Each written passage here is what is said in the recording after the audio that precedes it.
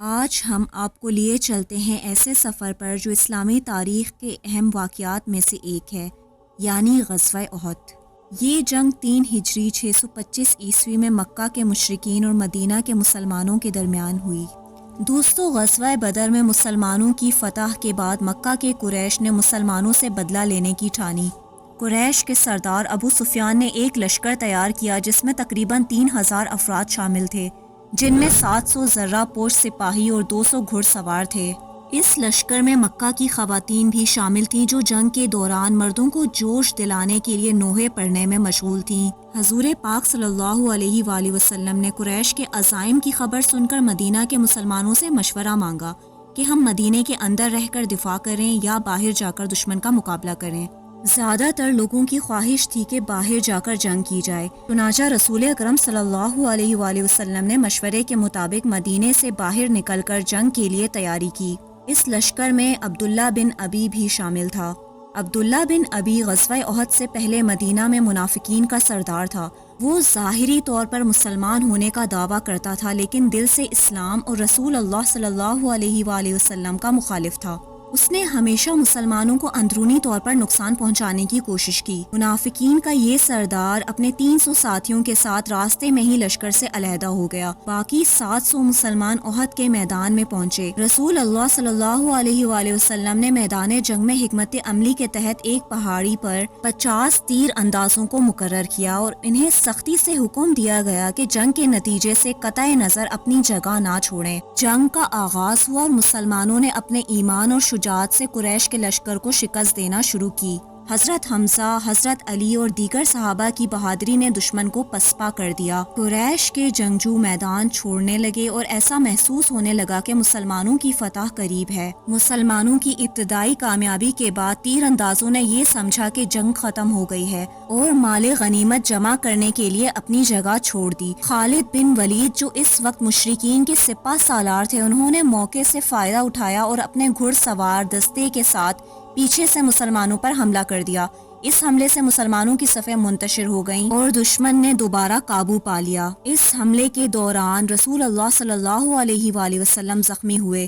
آپ صلی اللہ علیہ وسلم کے دندان مبارک شہید ہوئے اور چہرہ مبارک زخمی ہوا۔ مسلمانوں میں یہ افواہ بھی پھیل گئی تھی کہ رسول اللہ صلی اللہ علیہ وآلہ وسلم شہید ہو گئے ہیں، جس سے ان کے حوصلے مزید کمزور ہو گئے۔ یہ افواہ مسلمانوں میں جنگ کے دوران پھیل گئی اور ان کے دلوں میں خوف و ہراس پیدا ہو گیا۔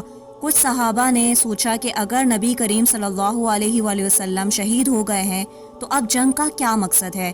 بعض صحابہ مایوس ہو کر جنگ سے پیچھے ہٹنے لگے، جبکہ کچھ نے یہ کہا کہ اگر نبی کریم صلی اللہ علیہ وآلہ وسلم شہید ہو گئے ہیں تو ہمیں بھی ان کے نقش قدم پر چلتے ہوئے اپنی جان قربان کر دینی چاہیے۔ اس موقع پر حضرت انس بن نضر نے اپنی جرأت اور ایمان کی عظیم مثال پیش کی۔ جب انہیں یہ افواہ سنائی گئی تو انہوں نے کہا کہ اگر رسول اللہ صلی اللہ علیہ وآلہ وسلم شہید ہو چکے ہیں تو آپ کے بعد جینے کا کیا فائدہ؟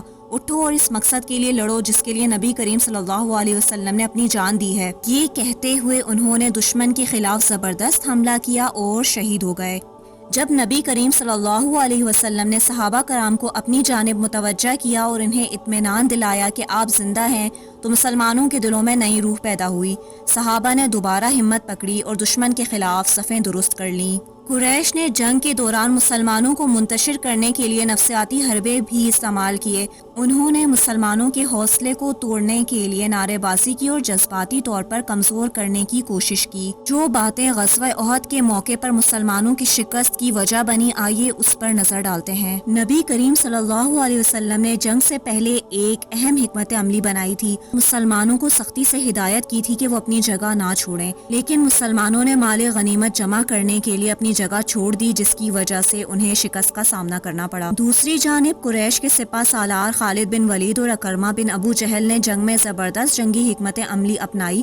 انہوں نے مسلمانوں کی ایک لمحے کی غفلت کو بھانپ کر عقب سے حملہ کیا اور مسلمانوں کی صفوں کو توڑ دیا۔ یہ تمام عوامل مل کر مسلمانوں کی شکست کا سبب بنے، لیکن یہ جنگ مسلمانوں کے لیے ایک بہت بڑا سبق بھی تھی، جس میں نظم و ضبط، اتحاد اور نبی کریم صلی اللہ علیہ وآلہ وسلم کے احکامات کی پابندی کی اہمیت واضح ہوئی۔ اللہ تعالیٰ نے قرآن مجید میں جنگ کا ذکر کرتے ہوئے فرمایا، اور یقیناً اللہ نے تم سے اپنا وعدہ سچ کر دکھایا جب تم اللہ کے حکم سے انہیں قتل کر رہے تھے، یہاں تک کہ تم نے کمزوری دکھائی اور حکم کے بارے میں جھگڑنے لگے اور نافرمانی کی، بعد اس کے کہ اللہ نے تمہیں وہ چیز دکھا دی جسے تم پسند کرتے تھے۔ یہ آیت مسلمانوں کو ان کی غلطیوں کی طرف اشارہ کرتی ہے اور انہیں یاد دلاتی ہے کہ اللہ کی مدد صرف اس وقت آتی ہے جب ہم اتحاد اور اطاعت کا مظاہرہ کریں۔ غزوہ احد کے موقع پر کفار ظاہری طور پر فتح یاب تو ضرور ہوئے لیکن اپنے اصل مقاصد میں کامیاب نہ ہو سکے۔ کفار مسلمانوں کو مکمل طور پر شکست دینا چاہتے تھے اور اسلام کا خاتمہ چاہتے تھے، اس مقصد میں وہ کامیاب نہیں ہو سکے۔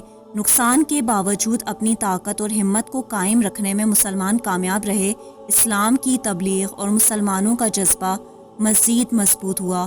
کفار کا بہت بڑا مقصد حضرت محمد صلی اللہ علیہ وسلم کو نقصان پہنچانا اور قتل کرنا تھا۔ اللہ کے حکم سے وہ اس میں بھی کامیاب نہ ہو سکے۔ حضرت محمد صلی اللہ علیہ وسلم زخمی تو ہوئے لیکن اللہ نے ان کی حفاظت فرمائی اور ان کو کوئی نقصان نہیں ہوا۔ دوستو، غزوہ احد سے ہمیں یہ سبق ملتا ہے کہ اگر ہمارا لیڈر یا کمانڈر کوئی بات کہے تو ہمیں اس کے خلاف نہیں جانا چاہیے اور اسی طرح جذباتی طور پر کوئی فیصلہ نہیں کرنا چاہیے۔ غزوہ احد مسلمانوں کے لیے ایک سخت آزمائش تھی۔ پہلے وہ جیت کی طرف بڑھ رہی تھی مگر بعد میں اپنی ہی غلطیوں کی وجہ سے مسلمانوں کو نقصان اٹھانا پڑا، لیکن اس آزمائش کے باوجود ان کا ایمان مضبوط رہا۔